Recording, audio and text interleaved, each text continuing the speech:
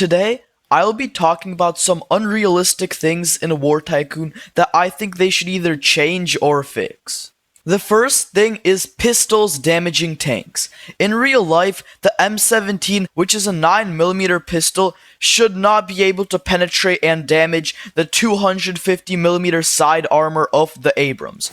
And look, I'm shooting and it's damaging the tank. In real life, it would be like denting it, probably just bouncing off of it. It will not be damaging or going through the tank. But for some reason, here it is. I think something that the War Tycoon developers could do to actually fix this is make it so that you need to hit it multiple times in the same spot for it to actually do damage. So say I hit it here, and then I hit it there again, then maybe after like 3-4 shots, it'll go through. I know that probably isn't realistic either, but at least it would be way better than this where a regular pistol can damage anywhere on the tank. Even the most strongest parts of the tank. Anywhere on the tank, the pistol can still damage. The next thing that I think War Tycoon should change is they should make ejection punishable.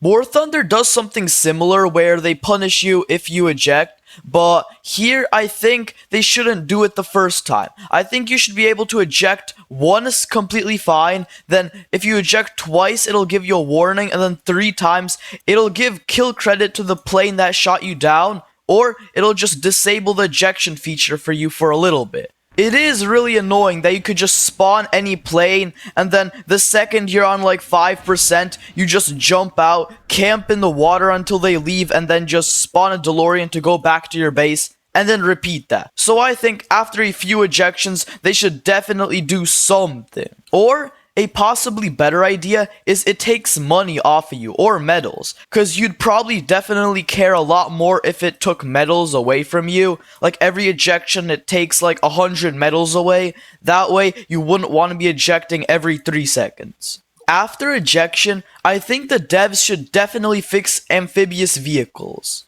If you Google something like the BMD-4M, in real life, it can go 6 miles an hour on water, and let's see how fast it could actually go in War Tycoon. As you can see, it's going 46 miles an hour. For some reason, in War Tycoon, it's going 7 times faster than it can in real life. I get why they would do this though. This does feel incredibly slow, and then let's see, could I get it to like 6?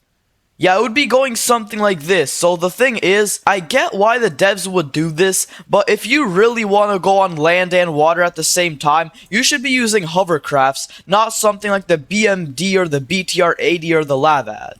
To fix this, I think the devs shouldn't actually make it go 6 miles an hour. I think they should just make it go a bit slower. That way, it doesn't feel painfully slow, but then it's not 46 miles an hour on water. Also, my BMD was on max, so that's why it was going 46. My level 0 BTR-80 went 35 miles an hour, so I think all those amphibious vehicles go something around that. So I think if they make going on water 20 miles an hour, it'll be way better. The next thing that I'm going to talk about is cannons. And then something like the 125mm cannon on the T-72M can one-shot a plane if you can aim. Then the Zomwalts are 155mm. So these are bigger and supposedly more stronger weapons than what those tanks have.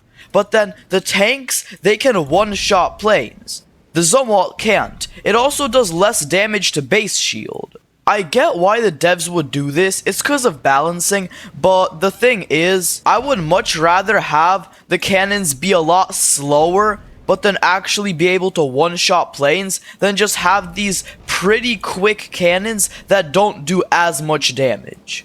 The same thing is with the Independence X. They could have just made the railgun be a lot faster, but then do less damage, but no, they made the railgun pretty slow to recharge, but then it one-shots all planes. The last thing that I think War Tycoon's devs should change or fix is definitely flashbangs. So I have a flashbang over here, and if I throw it, like let's say over here, and I hide behind this solid wall and look away, I still get affected by the flashbang. Light doesn't go through walls. Or let's say I throw the flashbang up here, and then I hide here. Will I get affected? Yup, I still get affected. Or let's say I chuck a flashbang into the garage and I hide behind here. I still get affected. That's just some simple little thing that War Tycoon should fix, and I think they should make it impact your hearing too, because in real life, flashbangs also mess up your hearing along with your vision. So, why is there only a small little sound for the flashbang, but then you can't see for multiple seconds with the flashbang? So yeah, that'll be the end of this video of things that War Tycoon should fix or change to make the game more realistic and fun to play. Anyways, that's going to be the end of today's video. Thank you very much for watching. Have a good day and bye.